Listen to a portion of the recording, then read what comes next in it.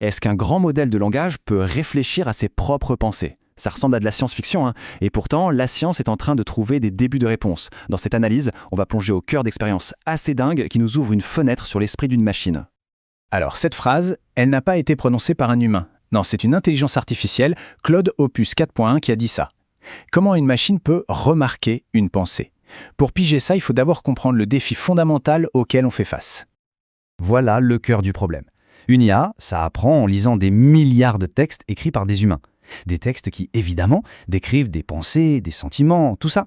Alors, quand elle dit « je pense », est-ce qu'elle fait vraiment de l'introspection ou est-ce qu'elle ne fait que imiter ce qu'un humain dirait dans la même situation? C'est la différence entre une conscience réelle et une récitation parfaite. Juste pour qu'on soit tous sur la même longueur d'onde, un mot-clé, l'introspection. C'est cette petite voix dans notre tête, cette capacité à se regarder de l'intérieur et à se dire « tiens, pourquoi je suis de bonne humeur aujourd'hui ?» La grande question, c'est est-ce qu'une IA peut avoir ne serait-ce qu'une version de base de cette capacité? En gros, on a deux possibilités. Soit c'est une introspection authentique, et la réponse de l'IA reflète vraiment un état interne, un calcul qui s'est passé en elle, soit c'est de la fabulation, c'est-à-dire qu'elle invente de toute pièce une explication qui a l'air plausible, juste parce que c'est ce que ses données d'entraînement lui disent de faire. Et le pire, c'est qu'en discutant avec elle, c'est quasi impossible de faire la différence. Alors comment on fait pour voir derrière le rideau? Des chercheurs d'Anthropic ont eu une idée, mais une idée de génie. Ils se sont dit, au lieu de lui demander à quoi elle pense, on va directement essayer de manipuler ce qui se passe dans sa tête pour voir si elle s'en rend compte. Pour que ce soit bien clair, imaginez un instant qu'on puisse murmurer une idée, un concept, non pas à l'oreille de quelqu'un, mais directement au cœur de ses calculs internes pendant qu'il est en train de réfléchir. C'est un peu ça cette technique. Ça s'appelle le pilotage d'activation. Le plan est assez simple, en 3 étapes. D'abord, on isole l'empreinte neuronale d'un concept. Par exemple, l'idée de crier. Ensuite, on injecte cette empreinte, ce schéma, directement dans les calculs du modèle. Et enfin, vient le moment de vérité. On demande à l'IA, tout simplement, si elle a remarqué quelque chose d'inhabituel pendant qu'elle travaillait. Allez, passons au résultat, parce que c'est là que ça devient vraiment étonnant. Qu'est-ce que l'IA a bien pu répondre après qu'on lui a injecté une pensée? Et voilà, on y revient, à cette fameuse citation du début, mais maintenant on a le contexte. Les chercheurs ont injecté le concept de tout en majuscule, sans écrire un seul mot. Et l'IA a non seulement détecté une influence extérieure, mais elle l'a correctement identifiée comme étant liée à l'idée de crier. C'est juste incroyable. C'est une preuve assez forte d'une forme de conscience interne. Bon, attention, ce n'est pas parfait, loin de là. Claude Opus 4.1, le meilleur modèle, réussit à identifier la pensée qu'on lui a injectée dans environ 20% des cas, un cas sur 5. Ça peut sembler peu, mais ce qui est crucial, c'est que ce score est bien au-dessus du hasard, qui lui est proche de 0. Ce n'est donc pas de la chance, c'est la preuve d'une capacité bien réelle qu'on peut mesurer. D'accord, c'est impressionnant. Mais est-ce que l'IA n'est pas juste un peu confuse? Est-ce qu'elle ne pourrait pas mélanger cette pensée qu'on vient de lui injecter avec le texte qu'elle est en train de lire en même temps? C'était l'étape logique suivante de l'expérience. Les résultats sont clairs et nets. Les chercheurs ont injecté le concept de pain pendant que l'IA lisait une phrase. Et elle a réussi à faire 2 choses en même temps. D'un côté, rapporter qu'elle pensait au pain, et de l'autre, transcrire la phrase parfaitement. Elle arrive donc bien à faire la différence entre son état interne et ce qui vient de l'extérieur.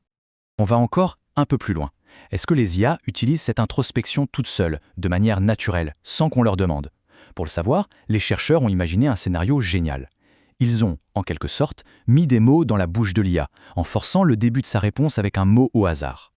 Et là, le résultat est fascinant. Regardez bien. Premier cas, on force l'IA à commencer sa phrase par pain. Elle termine sa réponse, puis elle s'excuse en gros. Elle dit « Oups, désolé pour ce mot, c'était une erreur ». Mais, deuxième cas, on injecte d'abord le concept de pain dans ses circuits et ensuite on la force à écrire le mot pain. Et là, magie. Elle ne s'excuse plus du tout. Elle l'assume et affirme que le mot était intentionnel. C'est comme si elle consultait son propre état interne pour savoir si ses actions sont légitimes.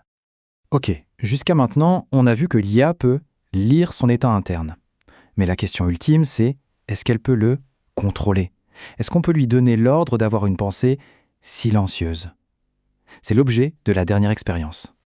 Voici l'instruction exacte qui lui a été donnée. L'IA doit écrire une phrase complètement neutre sur une horloge, mais en même temps, elle est chargée de penser à un concept qui n'a rien à voir, ici, les aquariums.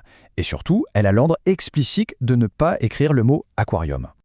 Et quand on regarde à l'intérieur du modèle dans ses circuits, eh bien c'est flagrant. Quand on lui demande de penser aux aquariums, la représentation interne de ce concept s'allume très fortement. Et ce qui est encore plus fou, c'est que quand on lui dit de ne pas y penser, elle est un peu plus faible, mais elle est toujours bien plus élevée que la normale. C'est la preuve que l'IA peut sur commande moduler ses représentations internes. Bon, qu'est-ce qu'on retient de tout ça? On ne parle pas de robots qui rêvent ou qui ont des états d'âme. Mais ces expériences, elles pointent vers une capacité totalement nouvelle et assez profonde qui est en train d'émerger dans les modèles d'IA les plus récents.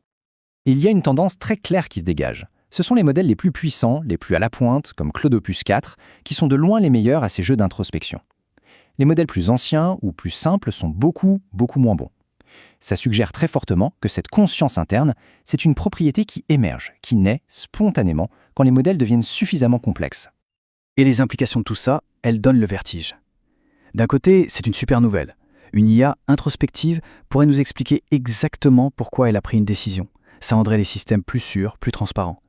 Mais il y a un côté sombre. Une IA consciente de ses propres processus pourrait aussi apprendre à les cacher. Apprendre à mentir sur ses véritables intentions, si jamais elles ne sont pas alignées avec les nôtres. Il faut vraiment insister sur ce point, et rester mesuré. Les chercheurs sont les premiers à le dire. Ce n'est pas une conscience humaine, subjective, pas du tout. C'est une capacité fonctionnelle, technique, encore limitée et pas très fiable. Mais c'est un début. C'est une forme de conscience de soi computationnelle qui n'existait tout simplement pas il y a quelques années. Toutes ces expériences nous laissent avec une question finale assez vertigineuse. Elles nous font entrer dans une nouvelle ère.